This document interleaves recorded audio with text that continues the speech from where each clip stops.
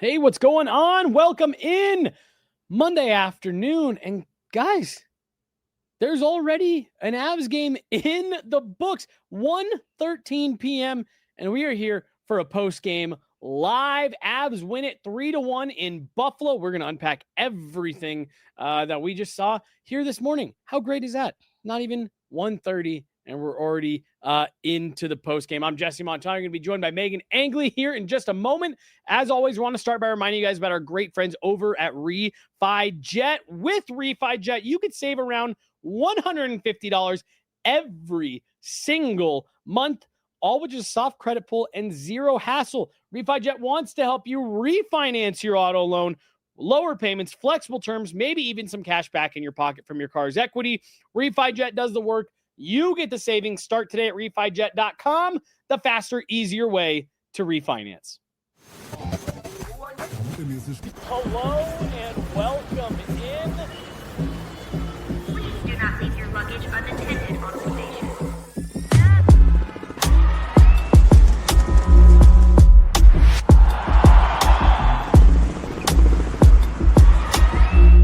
Welcome to the show. Hey, everybody. Welcome in. Jesse Montano, Meghan Angley. Avs top the Sabres 3-1 in Buffalo. Meghan, look at this. Little early afternoon post-game show. I love it. It feels weird. It does feel weird. It does feel weird. But happy Canadian Thanksgiving to you, Meghan. Thank you so much. I know you count down to Canadian Thanksgiving every year. This is your holiday. Avs get a big win on a fun day for the NHL where, you know, the schedule is pretty spaced out throughout the entire afternoon. And it was a kind of a weird game to get started, but a lot here to unpack. Want to give a big shout out. We got Dan and Ashley back there on the board today, making all this happen. And again, it's been kind of just a fun morning to sit here and watch some Avs and get right into talking about it. 3-1 win over the Sabres. Sabres fans booing their team off the ice. A game that I think started really well for the Sabres, ended with really them doing basically nothing. So kind of just a weird game. Before we get fully into this one, I just want to hear from you. You had you were up in Loveland for the Colorado Eagles season opener series, season opening series, where they picked up a couple of wins, and they're going to have an exciting temporary addition making his way up the hockey highway with Mackenzie Blackwood heading up there for a conditioning stint. But just Meghan, how are you? How was your weekend? How are the Eagles looking? Yeah, they are looking good. They sweep that opening series, back-to-back wins against the Calgary Wranglers. Two very different games, too. The first night, a little sloppy, but I'd say dominant 7-4 win over Calgary. And the next night, it's 1-0. Sorry. And that only goal comes early in that first period, and Calgary played a much tougher game in that second night. So it was a lot more challenging for the Eagles, and a little bit of discipline an issue that second night. So they spent a lot of time on the kill, but it also showcased how strong that penalty kill is continuing into this year. That first night, a really good power play. And so some instant chemistry between some of the new faces and the old faces. And I think too, like, it's funny to see maybe some of the parallels when you have the power play clicking one night, same personnel into the second night, and it's just not going for them. So I think in looking at the Avs, you see the intent in terms of what they're trying to do and so much of the potential that's there. So I think really this is a strong looking Eagles group between both the special teams that's looking to shake off a little bit of that Russ 5v5. And that was true of either side, like kind of sloppy hockey that first night for both teams. And then a lot of the Eagles figuring out who they are, what their identity is going to be, because I like the chippiness in the first night too. So I think this is going to be an Eagles group that's hard to play against, but has a lot of skill throughout the lineup. Chase Bradley earned a promotion one game to the next just because of how strong he played in that first game. And I thought Taylor McCarr, especially having dealt with injury or, you know, rehabilitating over this summer and not really getting in much preseason action, he looked great too. So I'm super excited about the group, and goaltending's just green for the Eagles right now. Isaac Posh gets his first AHL win and a shutout, which was exciting. Yep. But yeah, kind of a young goalie tandem without Trent Miner there. So to have Mackenzie Blackwood, this experienced goaltender, NHL goaltender in the fold, just even at practice, I think is going to be so good for the Eagles. Huge. Yeah. Well, no Eagles pod this week, as a new episode dropped last week. And right now it's going every other week. But we will be up there collecting content, things like that in the lead up for that new show. So make sure you guys are checking out and subscribing to the official Colorado Eagles podcast that lives right here on Guerilla Sports, hosted by our very own Meghan Angley. No one better in the biz. Meghan, let's talk about this one here, because slow, sleepy-ish start for the Avs. Their talent was kind of carrying them through that first, say 30 minutes, where it was kind of the inverse of what we saw a couple nights ago against Dallas, where the Avs were pushing play, controlling zone time, and then Dallas would go the other way and pick up a quick goal. Tonight, it was kind of the opposite, where it felt like Buffalo, for the first 20, 25, 30 minutes, really felt like Buffalo had the edge in play, but they just didn't really have much of an answer for Nathan McKinnon, Marty Netchus, and then a great play from Val Nichushkin to Cale Makar. At a certain point, I felt like it tipped a little bit, and the Avs started pushing play. Broad strokes, your thoughts on tonight? Are we talking about the today, first period or just kind of just on the whole, how it kind of, I saw it as the Avs struggled kind of getting going, but then by the end they were kind of in control. Broad strokes, whole game, just the Avs effort here today. Yeah, I think the start time was a little bit different, and I think that showed in how the Avs started this game. I think it was just a little bit sloppy, and they allowed Buffalo more opportunity. Credit to the Avs, though, for not letting it completely get out of hand. You know, getting on the board first, I think, was really important for them to come out of that period tied. And then they played a much better game from that point onward. I think it was a little bit sloppy. Like, I think there's still some rust that's being shaken off for the Avs side of it, too. And so just another big Scott Wedgwood game when it's all said and done. Like, you look at the goals saved above expected across the league, and even before this afternoon game, he's one of the best for a positive saves above expected. And even after tonight's game, it's going to be in the positive in terms of some high danger opportunities, especially in that first period, outchanced high danger opportunities 6-1 from Buffalo. So that settled down, and the Avs flipped that for the rest of this game.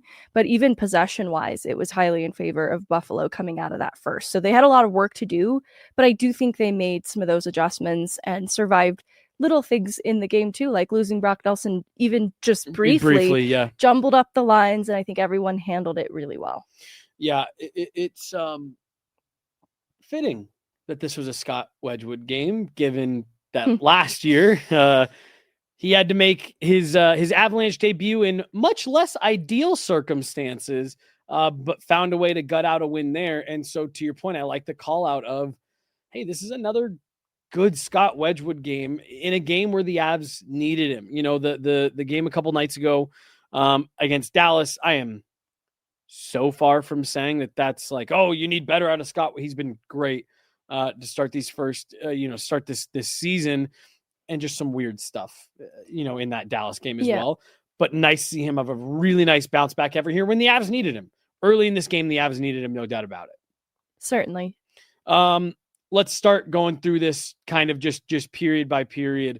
I'm with you. It looked like the start time maybe got things off to a bit of a weird start. They even looked sleepy in their arrival photos. Yes. Josh Manson's got a black eye and his shirt's half tucked in sloppily and half not. Everyone seems to be growing out weird facial hair right now, and I don't know what that's about. And look, it's not my place to weigh in on it, but their arrival photos, they looked kind of rough, and so did I coming into work. Just want to also throw myself under the bus. I still had a curler in my hair when I showed up for this game. Hey, I actually just really, can someone run up to my desk and get the black package off my desk? Did I hear Ashley say yes? I think that. Thank you. So I need it for this show. Perfect.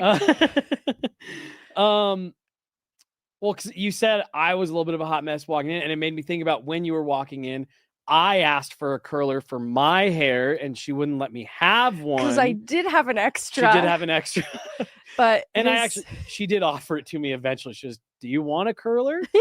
And I don't know. I think I could. Here's a little. There's actually already pretty decent volume in the front. I can get some volume up here for sure. But anyways, Avs looked a little bit. They looked like they all showed up with a curler in their hair. Yeah, to the rink, a little hot, messy, expressy. Yeah. Yet, Meghan, again, just it's one of those when you're playing against a team like Buffalo, when you can decidedly have the skill advantage. That's what happens. The Avs start sleepy. Thank you so much, John. When the Avs start sleepy, sometimes you just have the better players and you're able to jump out to a lead. That was kind of what happened today. And it forced the Sabres, who were, maybe the better team early on, they're kind of back on their heels a little bit. And suddenly they're having to get back into the game. And that's just something you really can't replicate. Well, I want to say, I don't know if sleepy is the word I'd use. They seemed very awake. They were just making funny decisions. And so I think... It wasn't like they were stuck in mud, moving around. Exactly. Yeah. Honestly, lots of movement and lots of things that they're trying for, whether in their own end on the breakout or passing plays in the ozone, that just maybe aren't fully connecting. And so that's why, looking at this first goal from Nathan MacKinnon, I think that's a very engaged lineup there on the ice, down to Nathan MacKinnon. He's just so unbelievable sometimes. Yeah. There's shades of angry Nate probably on the heels of that Dallas game, just based on how it finished, for sure. that I think show up in this play. So I think they're very engaged, very awake, just maybe some silly decisions. Can I just want to build on that a little bit, because Meghan, we were commenting in the press box on he seemed extra fired up a couple nights ago against Dallas. We don't normally see Nate show a crazy ton of emotion on, scoring goals, things like that. Meghan, he was fired up when they were scoring goals. He was engaged. And so you just said, I wonder if that's, a little bit of a carryover, the way that Nate looked today from the way that things ended a couple nights ago.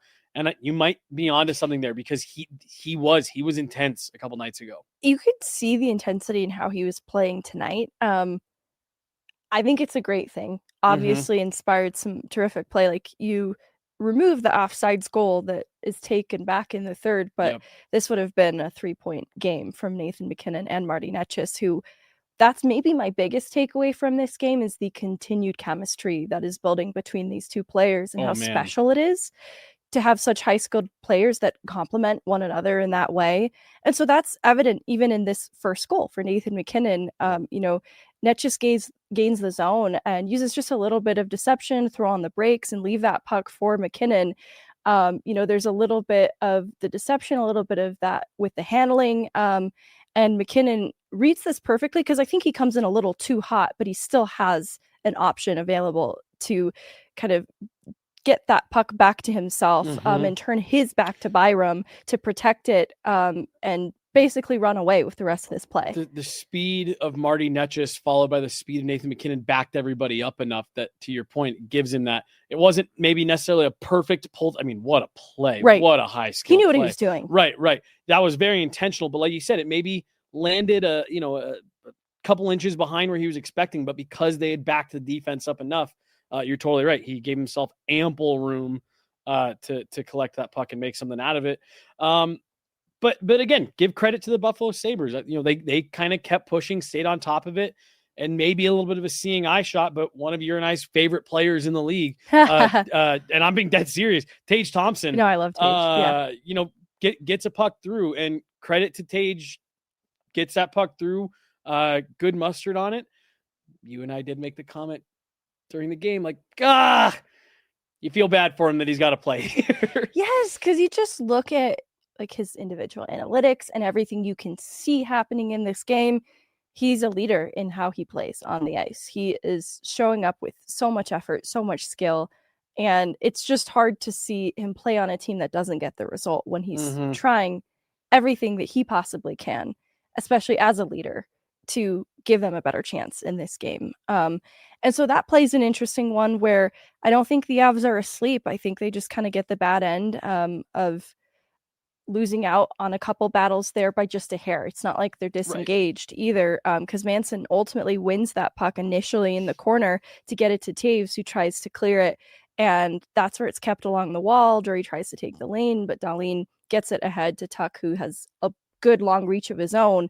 And then there's Tage Thompson, another really long player that they're just sort of able to manipulate the puck to their own whim at that point, that it's just out of reach of the Avs, who I think otherwise were trying to defend this pretty hard in their own end. And you've just got two great players with the reach advantage in Tuck and Thompson, who just beats Wedgwood from distance, and it's a great shot. So I'm not like coming down too hard on the Avs for the way that play unfolds. I think there's some carryover though, like in how the next period starts. The Avs had trouble getting out of their own end. There's a penalty kill that bleeds over a little bit. So I think that already got them off on the wrong foot. And I'm saying this to build up to the fact that they got themselves out of that mess eventually too. Like I think it was tilted in favor of Buffalo ever so slightly, tied coming out of the first period. And then the way they started the second period, it stayed in favor of Buffalo briefly because they couldn't get out of their own end. But they start to take the game back into their own hands after that point. Well, and I'm so glad because that was exactly what I wanted to, where I wanted to go next was the tie between, because the Tage Thompson goal comes with under 5 minutes left in the first period. And again, it's a result of not getting the puck out, when you boil it down. And so I'm with you. Like, I'm not coming down super hard on anybody here, but you do not want to make a habit out of turning the puck over at your own blue line. And to your point, they made a short-lived habit out of not being able to get the puck out, turning the puck back over to the Sabres when they were trying to get up and out. And really, the second period got off to a start that was a little worrisome for the Avs. Just in that it was sloppy. It seemed like they weren't thinking. They were just kind of throwing pucks, turning them over. But it took less than 5 minutes. One mistake by the Buffalo Sabres. I mean, it was a great 4 minutes for the Buffalo Sabres to start the second period. And this goes back a little bit to what we talked about with that first Avs goal. The Avs needed one chance, bad turnover, great play from Val Nichushkin to drive to the front of the net, great patience, finds Kel McCarr, puck in the back of the net. And then that felt when the Avs started to turn the tide a little bit. And suddenly Buffalo being back to chasing wasn't quite turning pucks over in the offensive zone, the same clip they were to kick that period off. No, and that's what good teams need to do. I'd say shut it down. As of right now, it's pretty easy for me to say Colorado's the better team. So Buffalo getting off to such a strong start put the Avs behind the 8 ball, and they needed to regain their footing in this game because they just have the experience, the skill, I think, to justify that. Like Devon Taves talked about it. This is a pretty strong core that has a lot of familiarity with each other and should know what they're doing, then that there shouldn't be as much early season rust for this group compared to years past. And that's why I'm saying this is what the Avs needed to do, because it kind of starts with that slashing call on McCarr late in the first that we didn't like, but it's because they're in their own end, they're defending hard. Right. That points to mistakes being made sometimes, and that call doesn't go in Colorado's favor. Well, and I just want to really quick, what I didn't like about it was that was one of those like ticky-tack, the guy's stick was already breaking. Kale goes stick check him. But I want to double down on your point of that's the kind of stuff that happens when you're hemmed in your own end. When you're hemmed in your own end is like, yeah, is that a ticky-tack little call? But again, that's the kind of stuff that happens when you play too long in your own zone. So I just wanted to interject that. No. Retweet, and then that second period starts, you're still on the kill a little bit, you're getting stuck in your own end. The guy that I think applies the pressure then to sort of shift that tide is Cale Makar, because he's creating pressure outside the offensive blue line, which is it's Justin Danforth who gets that puck to Dahlin, who turns it over to Nichushkin. And that play was made under a little bit of duress because of what Makar was doing just outside the blue line. That forced them to kind of retreat backwards, reset, and that leads to a mistake being made by a good player in Dahlin. And Nichushkin capitalizes on it, uses his speed and his power to get inside ice. And then what I love is the patience of Nichushkin, forehand, backhand at the net front to find that little seam in the low slot to Makar opposite him, because Byron is right there defending that lane. It's just such a high skilled play. executed perfectly from Nichushkin to Makar to finish it. And I like that this kind of full circle moment then of where things were kind of going a little bit sideways at the end of that first period, redeemed because of the pressure that Cale Makar created just outside the offensive blue line. Now, I want to call a couple things out here. One, I want to build on what you're talking about, and it kind of goes without saying here, but you're talking about Cale Makar takes the penalty, but then he's the one that helps turn the tide. Well, then who's the one who the puck, great play by Nichushkin. Cale had to go to the net with his stick down, but it's Cale Makar's goal. Yes. And that's just part of what makes him so dynamic. He's special. The player that he is. And this is not the only example that we have over the last however many years. He can make the defensive play and then be somehow the first one to the net front to find a loose puck to put into the back of the net. But I also just got to call out, Megan, for as much as there was to like about what the Avs did on that play in particular, what an indictment of Buffalo's defense. Bowen Byram, Rasmus Dahlin, those two players are too good to let a play like this unfold. That's an embarrassing video session for those two, in my opinion. No communication. They both, Rasmus Dahlin kind of half takes Cale Makar on the back check. Bowen Byram commits to nobody. And even in that tight of a space, Val Nichushkin, we're watching kind of like chattering, like he waited too long. For him to have that much time in that little space and to be able to slip that puck through that seam, that's why Buffalo is who Buffalo is. That on paper, again, we were talking about during the game, that D-core should be in the top fourth of the league with the names they've got on that back end. This roster is on paper so much more talented than what you see them do. And I thought that play was a perfect microcosm for, that this is why the Buffalo say actually, and I was going to save it for a little bit later, but this is the third game of the season, Megan. Look at these Buffalo Sabres fans. Third game of the season. Bags over the head in the stands. And obviously this is a tongue-in-cheek, gag that we see fans do all the time. But like, you're 3 games into the year and your fans have already given up on you. And that little play right there from Bowen Byram and former first overall pick Rasmus Dahlin, who's a great defender. That's the type of stuff that goes on in Buffalo. And it's why the fans react like this 3 games into a new season. I mean, not to dogpile on them, but the next McKinnon goal, it's Owen Power that Nathan McKinnon makes look a little silly. Like, Power rotates in to be Nathan McKinnon's assignment, more or less, like the guy defending Nathan McKinnon instead.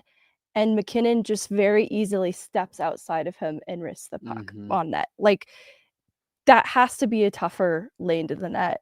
It shouldn't be as easy as Nathan McKinnon just taking one step outside you for that puck to get by. And then, as much as I was just talking about Tage Thompson a minute ago, how much I like him, the goal that ends up getting called back. I'm not trying to jump the gun here.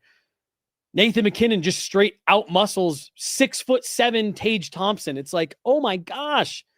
It's just crazy to me. And I saw that picture after we had started the show that, again, it's a joke and all that stuff. But like, the fact that Buffalo Sabres fans this close to the start of a new season are already leaning into that, like, oh, got to put a bag over your head to go support the Sabres. You see reasons why in this game. Yeah, because honestly, the way this game started for Buffalo, they were defending a lot harder because at some point you saw Nathan McKinnon, Marty Netsch doing the same things, copy pasted and getting away with it. Like, it wasn't always obviously translating to a goal, but I saw the same cross ice pass through the slot. I saw the same kind of leaving the pucks for one another, either high in the zone. That's what happens on that second Nathan McKinnon goal. It's so similar to what they did on the first one, just a little bit different with more time to leave the puck for McKinnon on the second one. And so it's almost insulting to the Sabres that these players are able to repeat some of the same things in the same game and get away with it. This is a great comment here from Alyssa. When my team wins a game and my takeaway is how bad I feel for the other team, that's got to say something. Yeah, I want to love Buffalo so hard. I feel for the fan base there. It's a great hockey fan base that I've had nothing to cheer about for a while. Megan, I saw a comment come here through the chat, and it was in this second period after the Avs had taken their 2-1 lead, and it was the hit on Gavin Brindley. We've talked a lot about Gavin Brindley, a lot of the great stuff he's done. There was a highlight today. Gotta keep your head up. You gotta keep your head up. First, yeah. There's like a mom inside of me that is so worried about all hockey players all the time. And so it does something like my stomach does flips when I see that.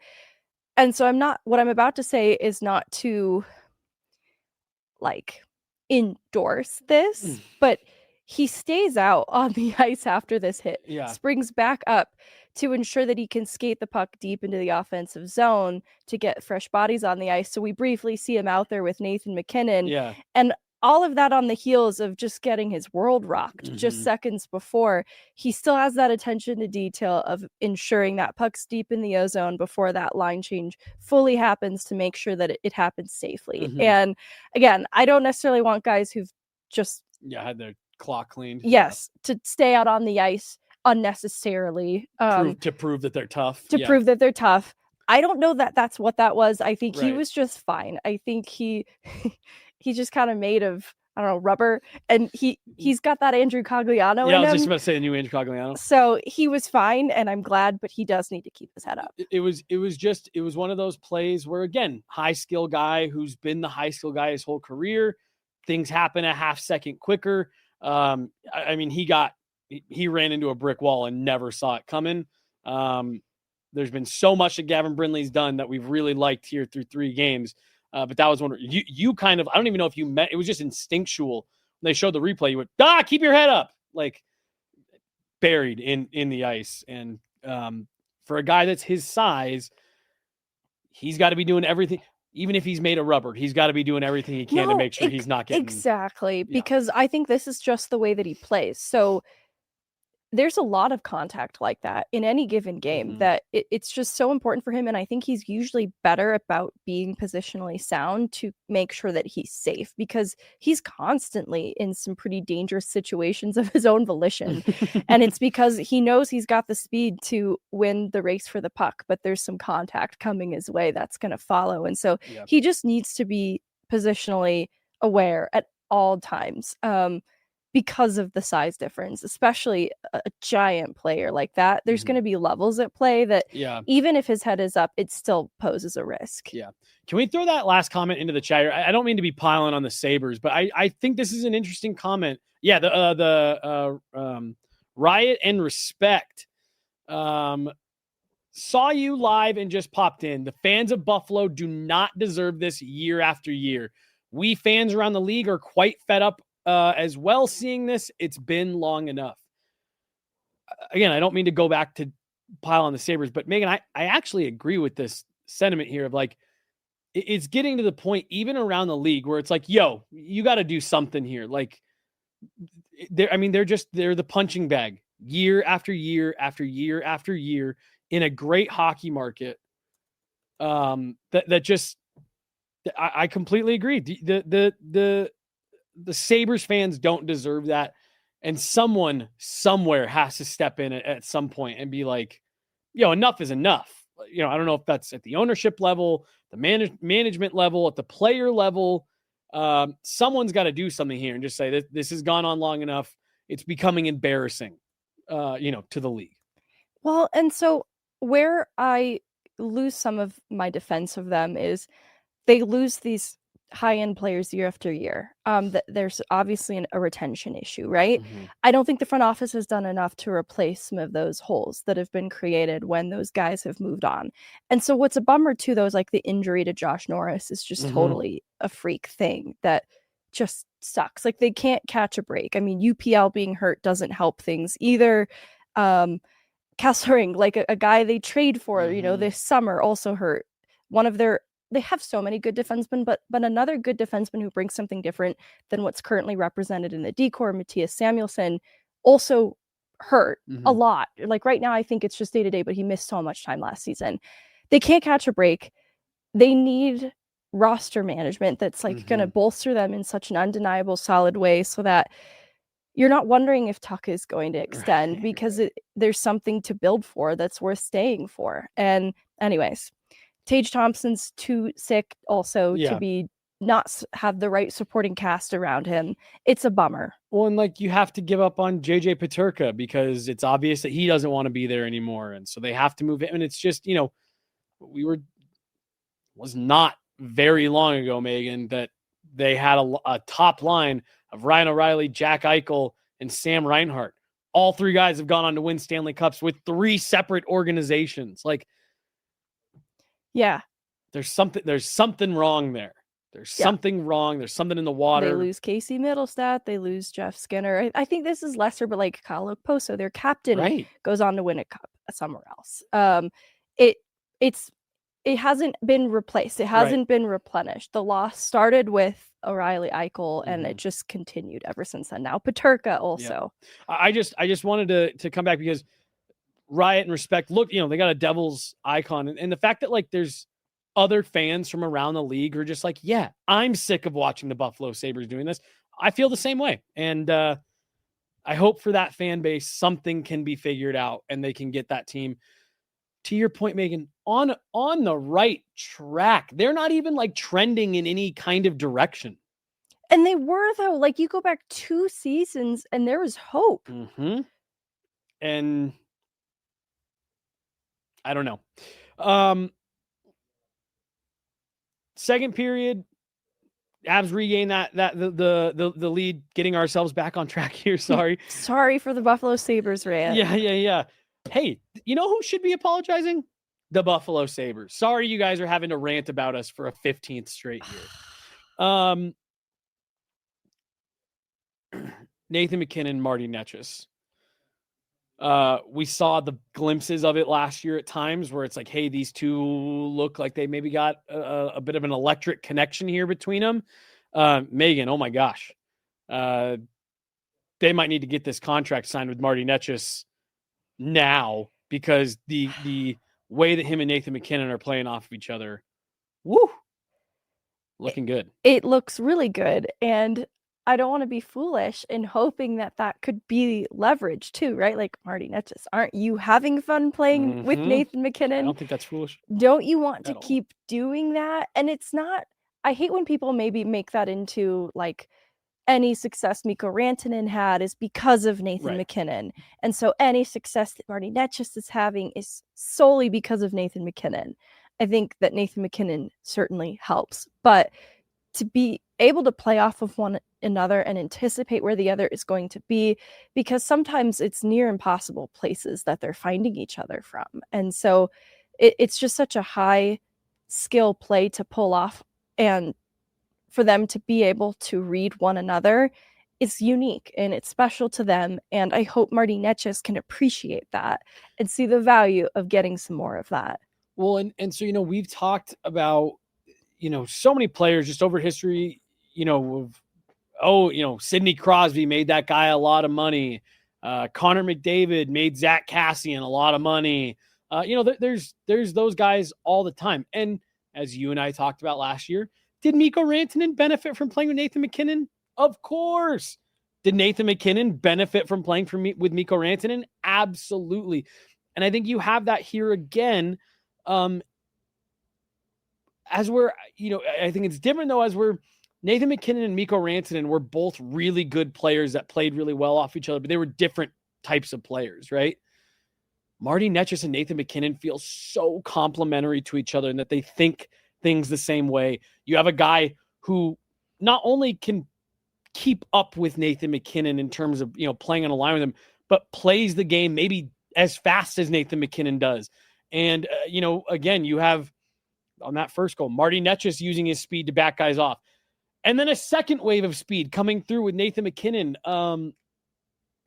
They both like to shoot the puck. They both, have great hands in tight hockey in a phone booth, type players that just seeing the way that everything you just talked about, knowing where each other is, anticipating, he's probably going to want to go here. You even have, they both do they can push pucks to open areas and skate and go find them. And I think because they both like to play that way, they know how to play off of that. And it's really fun. And they have been dynamic through these first couple games. And it's just, I think if you can see a version of this all season, I think these two might fit with each other better than maybe we even thought last year. Yeah, especially seeing such a consistent look at it now. There's a commitment to giving these two a look. And I think it is reflected on the power play and what they're trying to do there as well. And so I love Nathan MacKinnon's post-game comments about, this is a really good power play. And I see, because the intent behind some of what they're doing, I think, is going to take, a few failed attempts, but with every failed attempt, they get closer to the right execution. And that's scary, because in seeing some of what they're trying for, I don't know how you defend against some of these passing plays that they're coming up with, because they're impossible seams and they're leaving the puck for each other places that only they have the speed to get to. And so it's scary to imagine the possibilities then between these two players who are already off to such a strong start, even with some of those failed passing plays.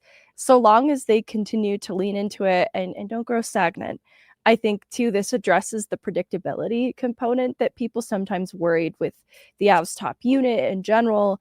I think that Martinez just brings something so different from what we've seen before, and Nathan MacKinnon's loving that. Well, and he's even different from Mikko. Yeah, go ahead and put that one up. Now, here's the thing that I worry about Mikko versus Marty. So I agree with this comment here. It says, it's from Ryan B. I'm more excited about Necas than I was disappointed about Mikko. Rantanen would disappear a lot, then fall down. Marty is always noticeable. I was just talking about this with Dan a couple nights ago. Here's what remains to be seen with Marty Necas. Mikko Rantanen would go through stretches where his play would be kind of quiet, wasn't super noticeable, maybe even make some mistakes. But he produced at such a consistent clip. Did not matter if he had a bad game, a good game, a great game. He found a way to get on the score sheet. He could have a bad week. He'd pick up goals in 2 out of 3 games that week. Mikko Rantanen, you could say what you want about him. You can feel how you want about him. His production career arc says he just found a way to consistently be involved on the score sheet. Now, can Marty Necas continue to replicate that? If he continues to be, more noticeable, more consistently, and have a positive impact in games, maybe away from the score sheet more regularly, then I think you can live with it. But that is one thing that you just can never take away from Mikko Rantanen. Good, bad, or ugly game, he found a way to produce, and that was true in the regular season, in the playoffs, in the Western Conference Finals, in the Stanley Cup Final. It did not matter. Mikko Rantanen found a way to be involved when he was with the Avs. So can Marty Necas replicate that productive consistency? And if he can't quite do it in the same rate, one, can he pick up points in bunches to match the point totals? But can he maybe be more noticeable and consistent in his play away from the score sheet every night? I think that would also be something that would be welcomed by Jared Bednar and the Avs. Well, and so Jared Bednar early in the year said something about Marty Necas playing with a little more physicality. And I got the sense that was messaging he received in these past playoffs that he was trying to apply, and the intent was good, but the execution wasn't right because it was maybe a bit new for him. And I think this is true of some players who come to Colorado, and it's a high buy-in for every player, no matter what your role is in the lineup. And you'll get exposed if you are just even checking out a little early in shifts, not taking the extra strides in and out of battles. You'll be exposed for that pretty quickly. All that to say, I think Marty Necas was trying to do the right things in the playoffs, and this is going to be something I think that needs to unfold over the span of the regular season. I think he needs to understand what is the most efficient way to be physical, and make those good decisions then away from the puck. And I don't necessarily think it's a weakness of his game either. I just think it has never been asked of him to have it as a strength. And so I think that's going to take some growing pains for Marty Necas. I think he's off to a better start this year. And it's because of the stagnancy thing too. Like, this was in the playoffs specifically. we only really have this sample size in Colorado from this frustrating Dallas series where everyone's production was a little stagnant outside of like McKinnon and Logan O'Connor, weirdly. And so it's going to be frustrating, but it's also too limited a sample size. And that's where it is going to be important then over the span of the regular season, because there would be points where maybe a McKinnon was out of the lineup, Makar was out of the lineup, and Mikko Rantanen carried. And so I don't want that to be the case at any point this season where it's needed that Marty Necas carries because somebody's out of the lineup. But that pressure of needing to produce with some consistency and timeliness too, like especially in a Stanley Cup playoff series, like the timeliness is important. So I'm actually even not looking so much at how much every single game, like you said, if it comes in bunches and it kind of picks up some of that slack, I'm looking at timeliness with Marty Necas. And so over the span of the regular season, that's a little bit more open-ended, but I want to see him start to master that, then master the play away from the puck, master how to utilize some of his physicality in a way that makes sense for his game, that doesn't deviate from it too much too, and then just find a way to produce when the game demands it most. And that's kind of obvious. Like that's every hockey player. But Megan, it's, I mean, how much conversation is there about Austin Matthews doing exactly not that in the playoffs? You know, so like, I think that's a great thing to call out of, because again, that's something else that Mikko Rantanen had a track record of doing in Colorado, scoring a big goal in a big moment. That you would kind of lose sight of, oh, he was a little quiet these last few games, because that would become true at points. 100%. But he always made up for it. Always made up for it in that big moment. Can Marty Necas, again, do a version of that? Can Marty Necas bring a version of that? If you can find a way to replicate what Mikko Rantanen gave you in terms of production and get Marty Necas signed somewhere between, it's not going to be 9.5. I'm just using it as the start for my range. Somewhere between 9.5 and 11, 10.5 really. Right. If you can get him somewhere in that range, that's a great bit of business from Chris McFarland to turn Mikko Rantanen into Marty Necas, who can, you know, in this hypothetical, replicate that production. And then it also gave you the flexibility, or gives you the flexibility to add further down your lineup and make you a deeper team. It ends up bearing out exactly how the Avs would hope it would. And you've got to be really encouraged that you're at least on a version of that track after these first 3 games. But these little things, including what you just said, being clutch at the right moments, are still what Marty Necas needs to do to replicate what the Avs had in Mikko Rantanen, who was an elite winger that is no longer on the team. Well, and I think it's important to move away from the exact model of what Mikko Rantanen was, because Marty Necas is just different. But I'd like to see then the ways in which Marty Necas is different be sort of this new model then for what he needs to be. So the production does need to come in similarly, but maybe some of his strength of speed and skating is giving them more opportunities to gain the zone outside of McKinnon. That's setting his teammates up for success too. And so the production is distributed, maybe not just in his hands specifically. Maybe he's not the goal scorer, but he's helped setting his teammates up, that the overall goal share is still comparable to what was being made up of Mikko Rantanen and Nathan McKinnon. And so I think that in essence, Marty Necas can help replace that in other ways. Maybe it's not singularly coming off his stick, but maybe the passing play, or maybe the zone entry is coming from him. Yeah, absolutely. And point being, you got to be encouraged by the way this is all started. Because I do want to see him shoot more too. Like, as I say it, I think his goal scoring potential is high. I mean, I said it last week, Megan. I think he's going to hit 50 this year, just the way that we're seeing him shooting. And he almost got another one today, but it was called back on the offside in the third period. Megan, from this game, there's a couple other things I want to get into here. But from this game in particular, second period ended. Then other than the one offside goal that the Avs had called back, pretty. The Avs kind of just came out, closed things out, didn't give the Sabres much. Buffalo fans were booing because Buffalo didn't really have a whole lot of options on the ice. And that was kind of it for this one. The Avs really kind of coasted to that 3-1 win, closing things out in the third. They kept Buffalo to just 4 shots in the third period. So I think, they pretty solidly flipped this game on its head in the second period. It was still a bit closer. I think by the third period, though, this was Colorado's game pretty decidedly. And it felt like the Avs had, and again, this is what good championship teams do. It felt like the Avs had kind of decided in between that second and third, like, yep, this game's over. Not letting them back in. We're not really going to give them much. And that's while losing their second line center and experiencing just a little bit of jumbled lines throughout the lineup until he returns. So let's go to Mike Peterson's comment here. What do you make of the slow start for the second line after having a really good showing against Dallas last year? Thought they would hit the ground running this season.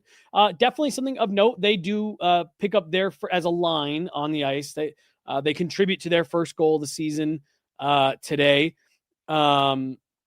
So good to see them get on the action. It is that Val Nichushkin steal and then setting up Cale Makar.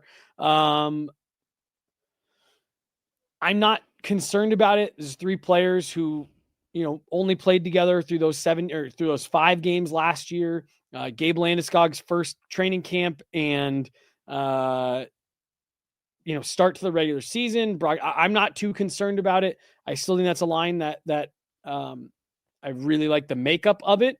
And you've got offense coming from other areas. Even in your loss, you scored 4 goals. So I'm just not overly worried about it yet. I like the makeup of that line. We've seen them play well together. I guess where are you at? Landeskog, Nelson, Nichushkin. I think they had a good game against LA to start the year, and then Utah was not so great. And that was kind of true of the top 6 on the whole. Yeah. And so moving forward, then I didn't get to watch all of the Dallas game to really key in on that line specifically. Tonight, kind of mixed results too, that I think it's just too little sample size to tell, kind of like what I was just saying with Marty Netchus and his playoff performance. Yeah. But I saw enough of it that I liked quickly into the Dallas series, where I just think playoff hockey is kind of its own breed. So that's more encouraging to me than a couple up and down games here at the start of the year. Because I'm still very hopeful that they can recreate some of that instant success that they were having as a line from the playoffs. And I've seen it in that LA game to start the year. So I'm not going to abandon the potential for that line. I think it just needs a little bit more time and more consistent reps playing with one another for us to see its full potential. But it's something worth keeping an eye on for sure, just because of how we've seen how good they can be. So I just want to see them return to some of that. Yep. Consistency in the lines is my that's my big thing for this season. All right. I've got a couple quick little rapid fire, either players or topics. I just want to get to really fast. Anything else from this game in particular? No? All right. Perfect. We talked a little bit about Gavin Brindley earlier, needing to keep his head up. Just where are you at with him through 4 games? I mean, he continues to be in on the action in a good way. I see so many offensive plays, not necessarily just come off his stick, but just come off his efforts, that he offers something a little bit different.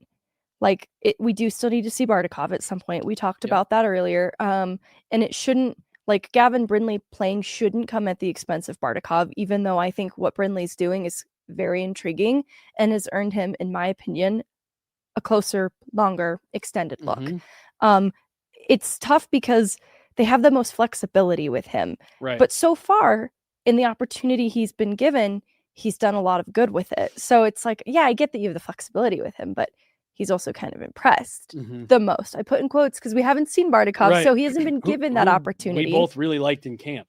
For different reasons. And that's what I think will be interesting is I do think Gavin Brindley brings something different from some of the other bottom 6 players, even what I think Bardakov can bring. And so I almost not worry, that's dramatic, but I just wonder what the bottom 6 would look like without some of the offensive instinct of Brindley in it.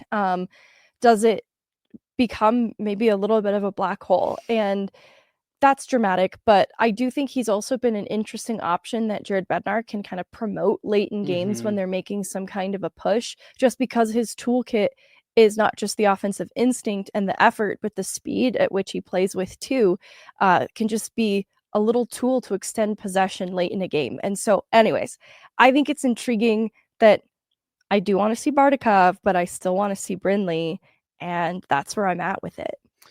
I'm going to circle back to that sentiment in just a minute. Third line, Olofsson, Colton, Drury. I think they've started to settle in, and I think you're starting to see that identity of that line start to bear itself out a bit. We were able to talk to Victor Olofsson a couple days ago, saying like that he wants to match the edge and the intensity that those two guys play with, but also be able to be that skill that shines through. We talked all camp about like we want to see this line get together. Can Jack Drury be the 3C? I think early returns through 4 games are encouraging. I think so too. Like, I don't think tonight was my favorite night from them. It was not bad by any means. And I loved the pass from Olofsson to Brindley for his first NHL goal. That was such a high skill play. So I think that's where I'm at with Olofsson individually too, as some of the high skill plays he's made that have translated to direct goals are super exciting. And I do agree. I think that line is settling in, and I've felt for a little while now that Jack Drury is a 3C. It's totally fine, you guys. And I still feel that way. So I'm excited to see them get the consistent reps, because I think that's something that Ross Colton has sorely needed. And I think that's going to get exciting here pretty soon. Similarly, I think Val Nichushkin's game's like just ramping up as well. And so in addition to what he does tonight, capitalizing on the turnover, I'm looking to that second line to kind of have a breakout game too, just because of what Nichushkin adds there and just some of that intensity I've seen behind how he's been playing the last couple of games. So I'm excited to keep an eye on the middle six generally right now. And I know this was your first full game viewing of Ilya Solovyov. Was finally able to ask Mark how to pronounce that correctly, and pretty close to what you had originally gone with, Megan. I loved his game 2 nights ago against Dallas. He wasn't maybe quite as noticeable to me today, but I know that you had at least called out at least one, if not 2 plays that he made that you really liked. Good skater, seems to be, in the right position. And he's done a good job of getting in lanes, taking away passing options, taking away shooting options. And then the first 2 plays that jumped out to me a couple nights ago were just really smart pinches in the offensive zone to keep possession and plays alive. Getting your first full viewing today, combined with what I know you watched from a couple nights ago. What have you thought on the Avs' newest lefty? I like him a lot. It feels better than advertised, because I think the information out there on him was a little bit mixed, kind of based off potential in a lot of ways. And there was talk around his skating improving over this offseason. And so I don't know where his skating was at before this season, but the strength of his skating is what separates him from other depth options they've had at the bottom of their D-core. And that's not to demerit what I saw from him. I think, seeing he registers 3 shots on net. One of them you had just gotten up was this drive deep into the zone to the circle to get the puck on net. And he threw on his speed to get there. And it was really impressive the way that he moves for such a big player. I don't think, the physicality popped off the page either way, but he gets a couple of hits. He's a big guy. He's not easily taken down. And so I think there's just more there than I was expecting. I'm excited to see more of him past this point. And I think the injury to Girard's super unfortunate. I hate that this extended viewing of him is afforded because of that. But I'm excited to see him get in a few more games, because I think there's a lot more there than I was expecting. So I told you that I was going to come back to Bardakov and Brindley, because if you're not going to take Brindley out of the lineup, and especially that, this also becomes true when OC gets back, you're going to have decisions to make. And I haven't seen him in the chat here, but I got to give a big shout out to our guy, Vaguely Sober. He's been threatening me with this for months, and he finally pulled the trigger. Ooh, I know what this is. Ooh. And I'm wondering, Megan. Oh, it all comes back. I was sent a Team Kivy hoodie. Oh my god. By our guy Vaguely Sober. It's beautiful. So huge shout out to Vaguely. I love it. For sending this, but and I mean like that's like a legit Adidas feel that. I mean like that's and like it's like oh my gosh, it's printed gorgeous. on there. So big shout out to Vaguely. I will be wearing this on the next pod. No, you didn't get to practice. So Megan, I'm Team Kivy now. Are you? According to the hoodie. Where are you at with this guy? Because again, and I'm not trying to be funny or anything like that. This is the guy that if you're going to play Brindley and Bardakov is probably coming out of the lineup. So clearly, according to my hoodie, I don't want that. Well, but I just want to know where you're at. It does feel like a talking stick of some kind, but when you're holding it, you can't say anything mean about him. Right. So do you want this right now or do you want to hold it? Because I don't have anything mean to say about Kivy. Yes, there you go. I actually don't think it's wise to play Bardakov and Brindley at the same time, which stinks. But it's because they're down OC and they need the penalty kill help with Kivy, with my guy Kivy. And so I just think it'd be irresponsible to have two green penalty killers, especially in Brindley, who didn't kill penalties in the American League last year. You just really can't trust that. It's going to lean on top guys a little more than you really need to. And all in the favor of playing some of these young kids at the same time. Whereas I think you can just avoid that. And maybe Brindley comes out a game and you get a look at Bardakov. But it becomes tough because I think Kivy hasn't done anything wrong through this point. He just hasn't been as visible as, say, a Brindley. And that's where I go back to what he offers is different because being visible. This comment right here isn't the end all be all. Kivy has earned his right to keep playing based on what he's asked to do. So he's a role player. He's a penalty kill specialist. And I don't say that lightly. He is a really big help on the kill. He understands it. Made a great play today on the kill. And so those reps too, I just don't really trust any of the young guys just slotting in to be as effective as Kivy is. So back to my point, he hasn't done anything wrong. Right. His toolkit isn't Brindley's, and so that's also why he hasn't done any Gavin Brindley things. But he did have 16 goals last year, so I'd still like to see some of that pop shine through. It's tough. So I'm in the room where you juggle Bardakov and Brindley's nights. We need to see Bardakov soon. And then from there, I don't know what happens, right? Then you get Bardakov in a couple, put Brindley back in one, see how he responds after a little bit of time off, maybe. Or maybe he just goes to the Eagles because they can afford to do that. Right. And it just stinks because he's had such a great showing in these games. And, if the production wanes from the bottom six, that's a quick call up. And he should be highly motivated to make the most of the opportunity. So anyways, Kivy, you haven't done anything wrong. I'd like to see you do some special 16-goal Kivy things. I've got some positive stuff to say about Kivy. I'll take the talking hoodie. The talking Kivy. Well, so Megan, we in the preseason, you and I both sat on this show and said, I think from if you're purely talking on ice, what they've done, I know it's so good, so good. If you're purely talking what they've done on the ice, you and I were both saying it might be Brindley and Bardakov for opening night over Kivy Ranta. Yeah. He just, again, preseason hadn't really popped. We said that. We did.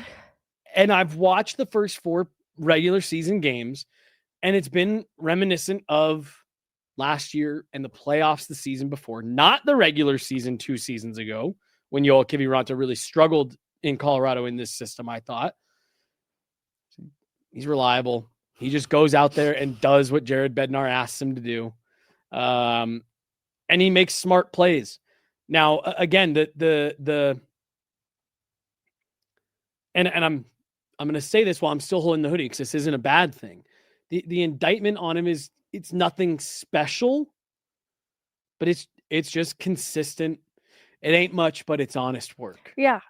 He's not a liability. Right. Which, as much as I've loved Brindley, sometimes the way that he plays opens up vulnerabilities. And Brindley has been a liability, Mhm. at some points. I think he's made up for it in what he's added, but Kivy is not a liability. Yep. And that is a strength of his.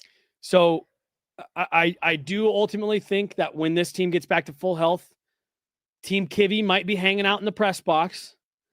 But as you and I have said consistently, if this is your guy, if this is your 13th forward, when healthy, you are in excellent shape, because I do think that through 4 games, he has shown I'm a consistent role player that's going to do what I'm asked. I can't stop staring at him, and it's kind of freaking me out. So I'll be honest, Vaguely sent me the mock-up of it, and it looked really small. Like, I thought the graphic was going to be it's kind of like he's here big. with us. Right. I'm like, I almost feel like we need to get just like a little mannequin or something. A mannequin or something like that, where he can just kind of hang out. Yeah, right, like right here, because that's the newest member of Guerilla Sports Off Ice. Full-size photo, no doubt about it. There we go. Massive shout out to our guy Vaguely. I love him. Oh my gosh, we love you Vaguely, and thank you. Yes, like I said, this will be being worn on the next show. I can't wait for us to put him on the top of the pyramid for some reason this year. We're gonna have a custom sweatshirt that we can wear when we do it. Seriously. Megan, do you got anything else for today, or is this how we should leave it? That's how we should leave it. Now, I think it'll be funny because we've unintentionally matched a lot this year. If I show up with a Team Kivy sweatshirt, that's how you know. That's how you know that something suspicious is afoot. Right. Because I have to point out, you're wearing like a lighter colored shawl, but that is you have a white shirt on underneath. Yes, I do. That. We are matching again. People in the press room were like, "Oh, you guys are coordinating it." We're like, I understand why you would think that. Yeah. But we aren't, and it's getting pretty crazy. Someone go back and watch the last month and a half worth of shows. Tell us how many times Megan and I are wearing the same color shirt or top, because it's frequent. It is. It's frequent. And hey, I don't hate it. It's fine. Oh, Megan hates it. Megan hates the colors that I wear. No, sorry. You want to know what my brain was doing? Yes. I was thinking about Solovyov, I was thinking about Malinsky, and I was thinking about Girard. And it's like, what's going to happen when Girard is healthy again? I still don't know. And that was the doom and the thinking that was on my face. I was gonna ask you about Malinsky, but I figured we've talked a lot about him, and I think he's continued to show well. I know, like, analytically, the Solovyov Malinsky numbers out of tonight aren't super great, but I thought they both looked good. Mm-hmm. So, yeah, what do I know? But I genuinely did think they looked good, and they look good differently too. I think they're very different players. But anyways, I'll wait until I see a little bit more and have more information before I panic unnecessarily. Girard's week to week, so this also isn't like an immediate. No, but I hate that. I hate that he's week to week. I hate that that's the room that we're in, and so that's the doom feast that's happening there too. Is as much as I like getting to see Solovyov, because I was like, he's 25 years old, Jared. You can't just sit a 25-year-old. He's like, he has to earn it. I gotta say though, I did love that. Me too. I loved that response from Jared. Me too. That's his problem, not mine. Yes. And I was just like, all right, but from like an asset management perspective, we really shouldn't be claiming 25-year-olds we don't plan on playing. Right. But anyways, I'm on one hand, that's not a problem anymore. He's playing for the foreseeable future. And I just hate the reason why Girard being out. So anyway, sorry for my last minute disassociating, thinking about the decor. A Kivy hoodie shows up and Megan gets sad. I didn't know what was going on. No, I just start panicking about other things. You know what I don't worry about? Scott Wedgwood. That's a really nice problem to not have. Yeah. Well, and what a guy too. Yeah. What a guy. That's going to do it, everybody. I'm Jesse. She's Meghan Angley. This is Yoel Kiviranta. We got Dan, we got Ashley back there. I'm Jesse Montano. That'll be it. We got content coming your guys' way all week as the Avs have a couple days off here, Megan, before taking on the Columbus Blue Jackets. My dark horse team. Oh, yeah, that's right. Megan's dark horse. That'll do it. She's Megan. I'm Jesse. Thanks so much, guys. Have a great week here. We'll talk to you later. See ya. Bye. Kivy. See